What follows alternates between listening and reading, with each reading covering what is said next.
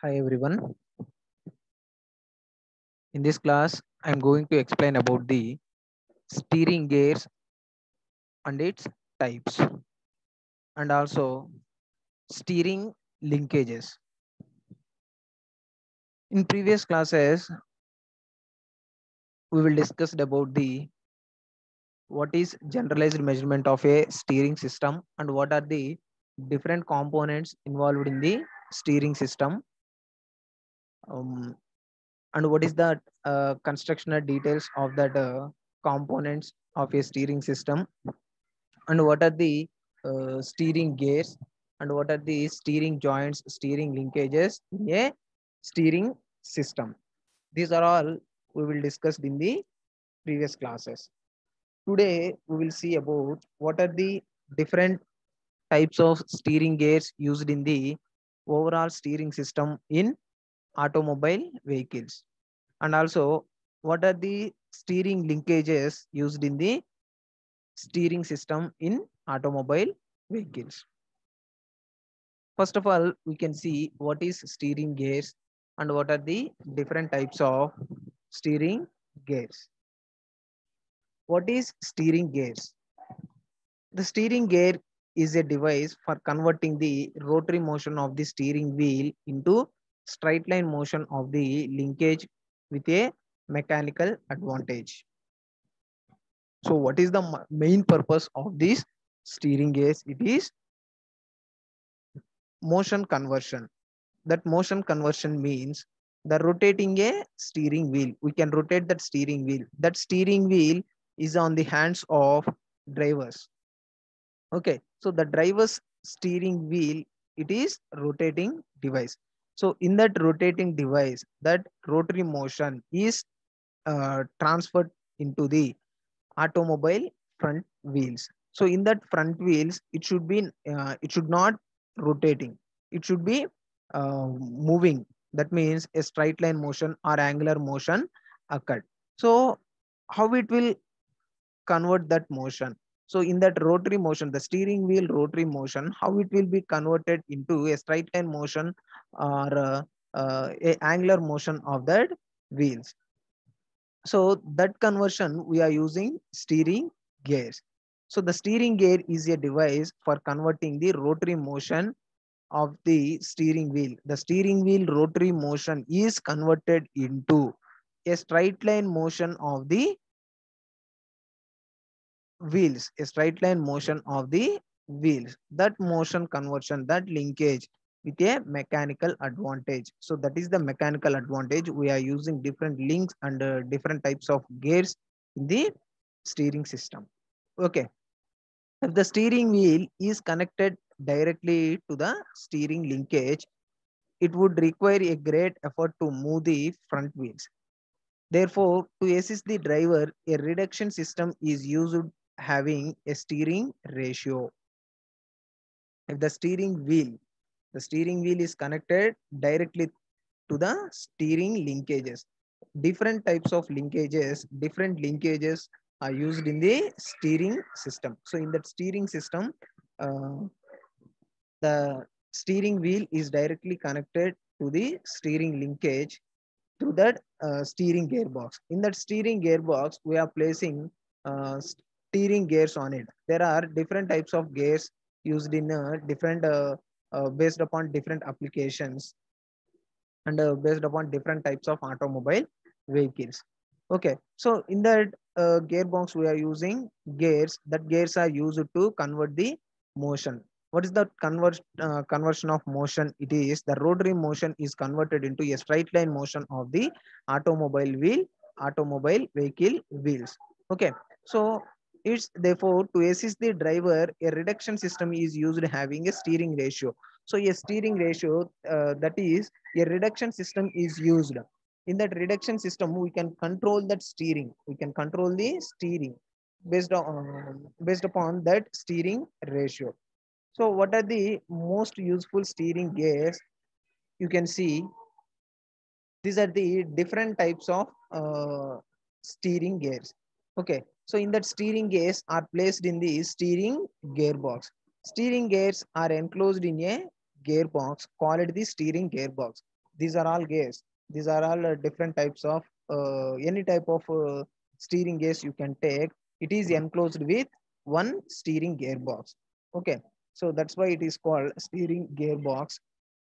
So what are the types of steering gears? It is worm and wheel steering gear, worm gear and a wheel steering gear. Next one, worm and sector steering gear, cam and lever or peg steering gear, recirculating ball steering gear, rack and pinion steering gear. These are the different types of steering gears are used in the automobile vehicles to convert the motion.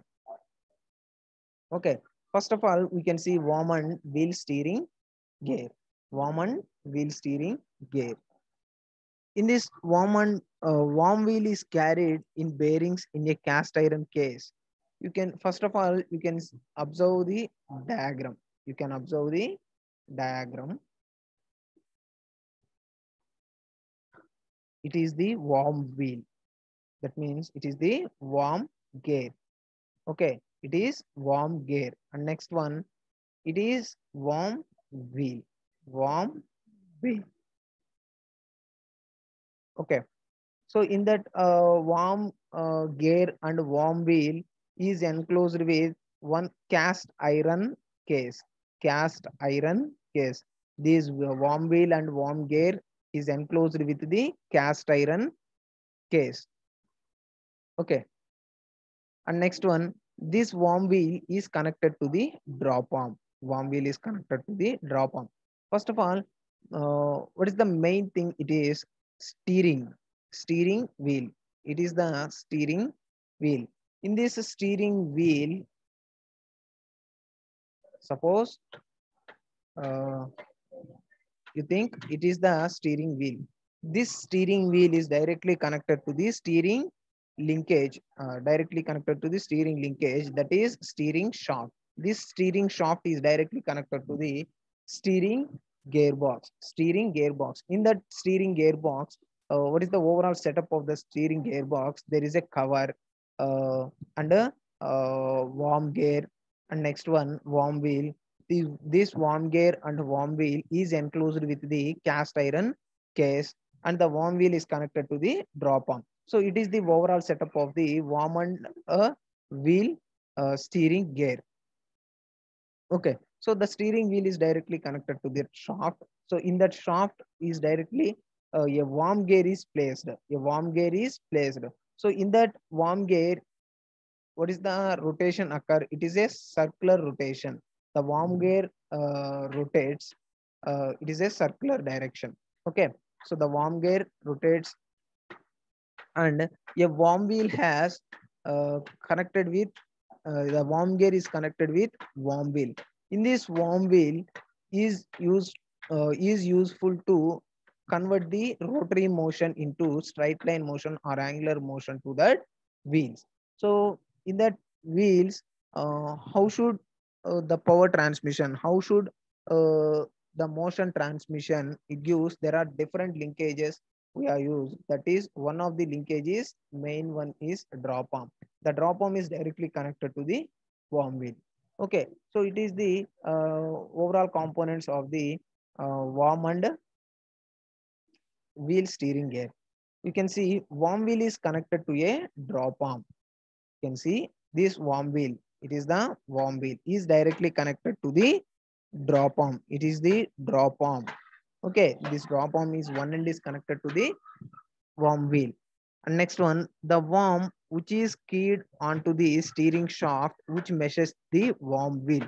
The worm wheel is measured through the steering shaft of the worm gear. In that worm gear is connected to the steering shaft. The worm gear is directly connected to the steering shaft, and the worm wheel is connected to that steering shaft of the worm gear. Okay. Steering wheel is mounted at the upper end of the steering shaft. Steering wheel is connected to the upper end of the steering shaft. Okay. When the driver rotates the steering wheel, drop arm moves in backward or forward direction. When driver rotates this steering wheel, when the driver rotates this steering wheel, Okay, when driver rotates this steering wheel, the drop arm moves. The drop arm uh, gives the uh, backward and forward motion. It gives the backward and forward motion of the automobile vehicle, or that steering system. The drop arm moves backward and forward directions. And next one, this results in motion of the stub axle. This results how we get the final result, how we transfer the motion, the final conversion of this rotation, where we get it is the stub axle. So the final results gets on the automobile vehicle is stub axle. Okay, so it is the overall setup and constructional details and working of the worm and wheel steering gear. Next, worm and sector steering gear. Worm and sector steering gear. The end of the steering shaft has a worm gear attached to it. You can see it is the steering shaft. It is the steering shaft. The steering shaft has connected to the steering wheel. The steering shaft is connected to the steering wheel.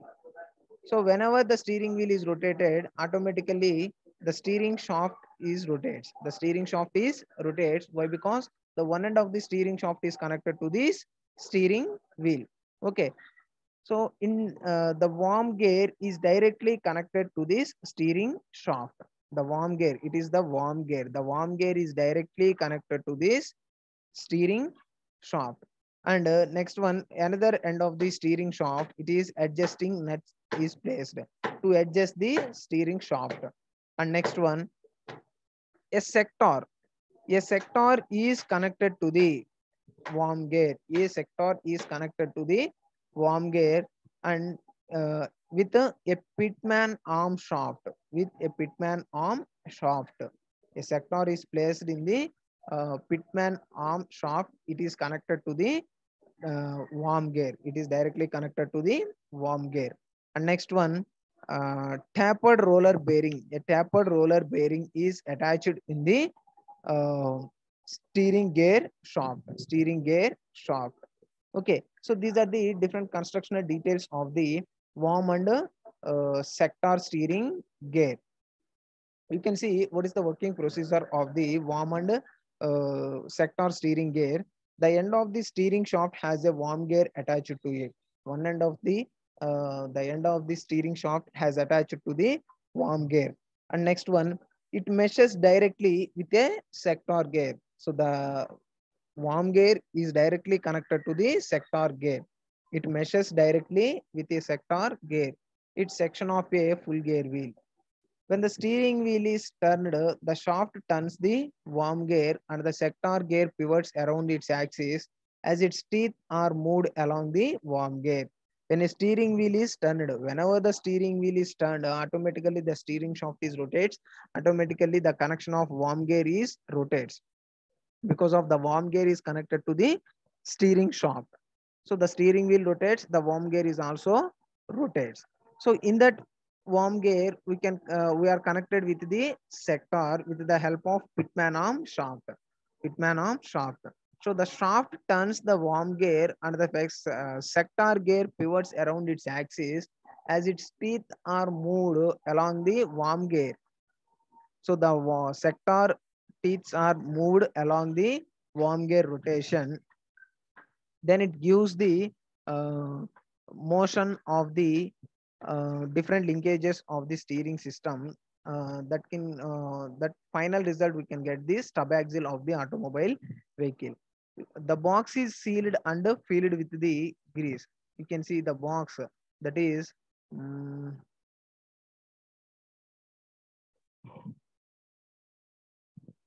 overall casing of the steering gearbox is sealed and it is filled with the grease. Worm wheel is not essential as it is having only partial rotation. Worm wheel is not essential as it is having only partial rotations occurred. Hence, in this type, only a sector of wheel is used instead of worm wheel. In this warm gear and sector steering gear system, the warm wheel is not essential. The warm gear is not essential. It should not getting the full rotation of that warm gear. Only the partial rotations are occurred. That's why we are using the sector of wheel. That's why we are using the sector of wheel. We can get the motion of the this condition. Okay.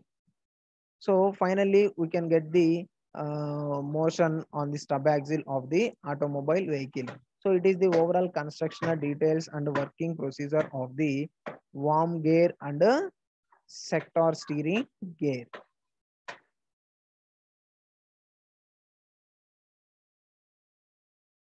Next one, cam and lever steering gear. Cam and lever steering gear.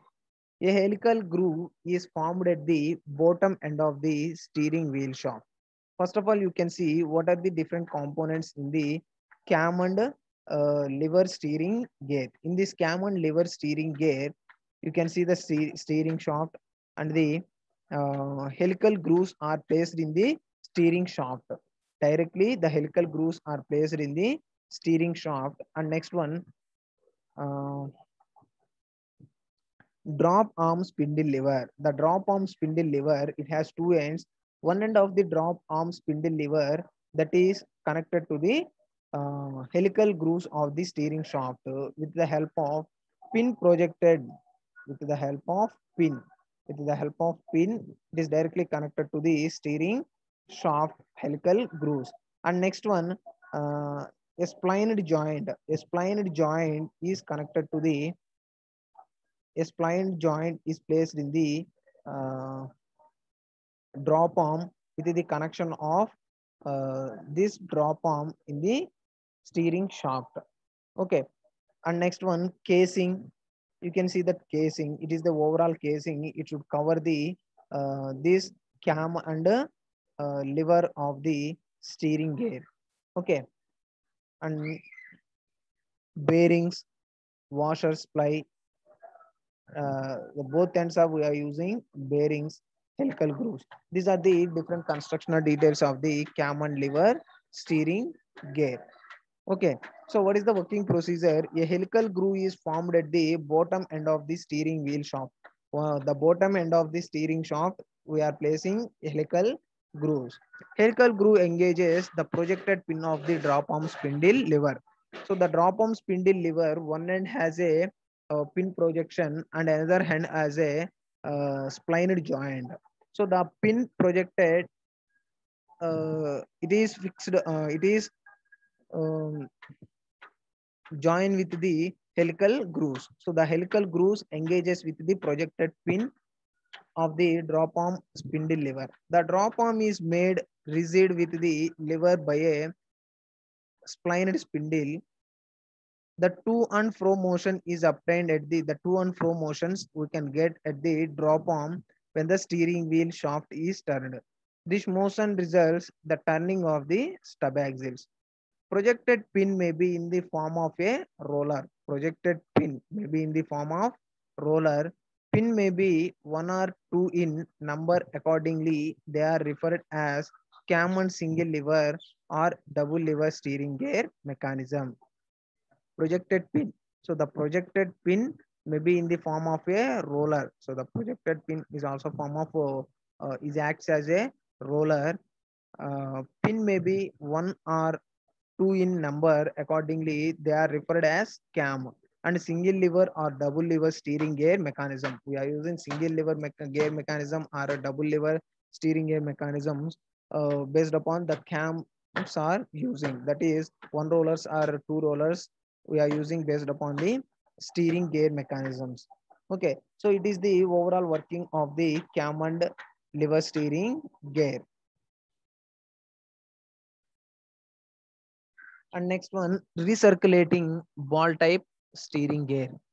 Recirculating ball type steering gear. In this recirculating ball type steering gear, you can see what are the different constructional details of the recirculating ball steering gear. The steering shaft is the steering shaft is connected to the steering wheel. So in that steering wheel is rotates automatically, the steering shaft rotates. We are placing a recirculating ball bearings. That means a worm gear attachment directly to that steering shaft. A worm gear attachment is placed in the directly steering shaft. And in this worm gear, we can recirculate the ball bearings. We can recirculate by using balls. That is, ball bearings are used in the recirculating of that steering shaft. Okay, a ball nut rack. A ball nut rack is useful for the uh, motion conversion. That is, a sector gear is used to convert the rotary motion of the straight line or angular motion of the vehicle. Okay, so the ball nut rack is connected to the sector gear. The ball nut rack is connected to the sector gear. So the sector gear is connected with the pitman arms. The sector gear is connected to the pitman arm support. So that pitman arm, we can get the motion, that is forward and backward motion. We can get the final working of this recirculating and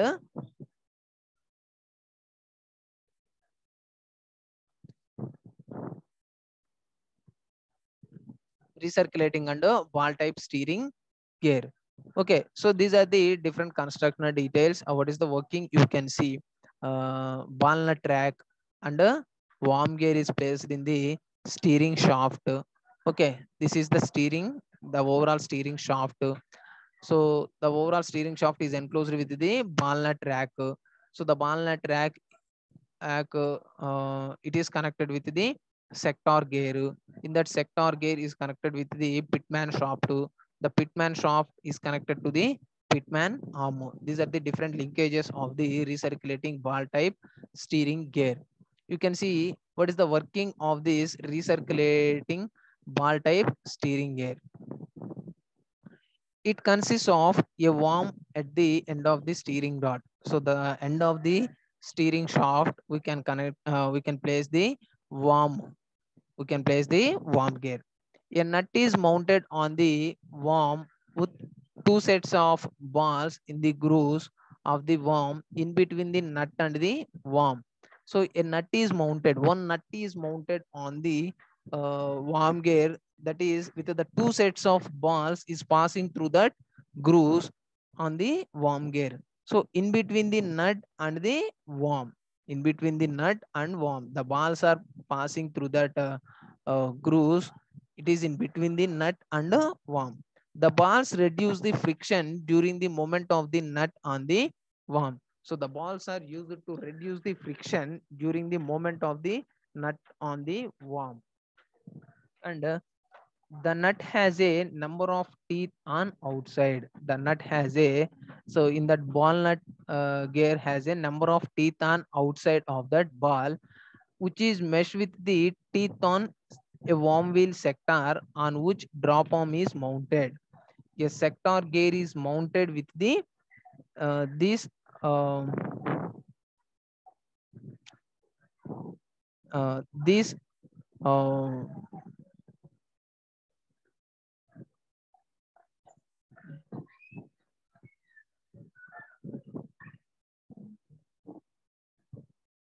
ball gear. One second. Okay. So the nut has a number of teeth on outside, which measures with the teeth on a worm wheel sector. So in that worm wheel sector is connected to that ball gear. Okay, ball nut gear on which drop arm is mounted. The drop arm is mounted on the drop arm is mounted on the sector wheel. The drop arm is mounted on the sector wheel. When the steering wheel is turned, whenever the steering wheel is rotated, automatically the balls in the worm roll in the grooves and causes the nut to travel along the length of the worm. So whenever how much amount of length is placed on that steering shaft, it should be rotating to that ball nut gear. So automatically the balls are rotates on that ball nut gear. So the sector is connected to that ball nut gear. So in that motion we can get, it is a forward or backward motion, we can get the this running of the steering shaft. Okay, the balls are recirculated through that guides, the balls are recirculating through that guides of the wheel shaft. Movement of the nut causes the wheel sector to turn and actuate the link rod through the drop arm, it resulting in the desired steering of the wheels. End play of the worm can be adjusted by means of the adjuster nut provided. To compensate for the wear of the teeth on the nut and the worm, the two have to be brought closer. To achieve this, the teeth on the nut are made tapered. So in the recirculating ball type, we can get the final motion. It is a stub axle on the automobile vehicle. So how it will works, you can see this in this working procedure. Okay, so it is the final working procedure of the recirculating ball type steering gear. So till 1980s, the recirculating ball steering gears was the dominant system. It is introducing the front wheel drive passenger cars led to rack and pinion steering. Rack and pinion system weightless and use fewer parts. Also, the size and cost of rack and pinion system is less. Today, most passenger cars, light trucks are equipped with rack and pinion steering. So till 1980s, these gears are used in the till 1980s. Why? Because the recirculating ball steering gear was the dominant system, very dominant system, and it has introduction of front wheel drive passenger cars led to rack and pinion steering, and rack and pinion system weightless and use fewer parts. Also, the size and cost of the rack and pinion system is very less. Today, most passenger cars and light trucks are equipped with the rack and pinion steering. So it is the overall working procedure of the uh, recirculating ball type steering gear, and the rack and pinion steering. You can see on most cars it takes 3 to 4 complete revolutions of the steering wheel to make the wheel turn from the lock to lock working. The pinion gear is attached to the steering shaft. When we turn the steering wheel, the pinion rotates and moves the rack. Rack and pinion gear set is enclosed in a metal tube with the ends of the rack protruding from the tube. A tie rod is connected to each end of the rack. The tie rod at each end of the rack is connected to the steering arm. Okay, so it is the working of the rack and pinion steering. You can see that rack and pinion steering. The pinion is connected to the rack. So automatically the pinion rotates, the rack should be giving forward and backward motions. So in that forward and backward motions, by using that different linkages, we can get that motion on the automobile wheels. Okay, so it is the basic rack and pinion components diagram. And next one, next topic, steering linkages. We are using different linkages in the steering system. What are the different steering linkages? You can see the diagram. There is a one of the linkage is pitman arm, and next one tie rod, track rod. Okay, so the tie rods is used in the both end of the wheels. These are the different linkages used in the steering system. First of all, you can see what is pitman arm. It transfers the gearbox motion to the steering linkage. Pitman arm is plied to the gearbox. So the pitman arm is connected to the gearbox. The pitman arm is connected to the gearbox. Okay. The pitman arm is connected to the gearbox. So it takes the motion conversion. The pitman arm takes the motion conversion. And next one, the center link relay rod. The center link relay rod is one of the linkage. It is steel bar connects the right and left side of the steering linkages. The steering linkages of right side and left side of the steering linkages, we can use this center link and it connects the pitman arm, thyroid ends, and idler arm. It connects the pitman arm. This center link or this relay rod is connects the pitman arm and thyroids and idler arm. Okay, you can see this diagram. This center link is connected to the pitman arm and thyroid and idler arm. Idler arm. Okay. Next, idler arm. It supports the end of the center link on the passenger side of the vehicle. It supports the end of the center link on the passenger side of the vehicle. The passenger side of the vehicle. Suppose the passenger plays in this side. It supports the end of the center link and it bolts to the vehicle frame. This idler arm is fixed to the uh, frame with the help of bolts. If warm will cause excessive steering play. If warm will use the excessive steering play of this idler arm. You can see the tie rod assembly. The tie rods is fixed on the left side and right side of the wheels. Left side and right side of the automobile wheels. Two tie rod assemblies are used to fasten the center link to the steering knuckles. Okay. Assemblies consists of inner tie rod and outer tie rod and toe adjustment sleeve. Be sure to check the toe setting after replacing the tie rod ends. We can replace the tie rods. We can check the toe settings. We can set the toe settings. That is toe in or out. We can check that settings. We can replace the tie rods. Okay. And next one, rack and pinion linkages. Outer tie rod end is similar to the regular tie rod end, but the inner tie rod end sits inside the rack assembly. It is also linkage in the steering system. What is the tie rod? You can see this diagram of this tie rod in a steering system. Okay, there is a steel ball seat and a spring is placed in the internal of this tie rod. And next one, what is hydraulic power steering? So based upon the hydraulics, the steering should be works. It is a hydraulic system for reducing the steering effort on vehicles by using hydraulic pressure to assist in the turning of the wheels. By using hydraulic pressure, we can turn the automobile wheels. It is intended to provide for easier driving direction to control the car while preserving the feedback stability and um,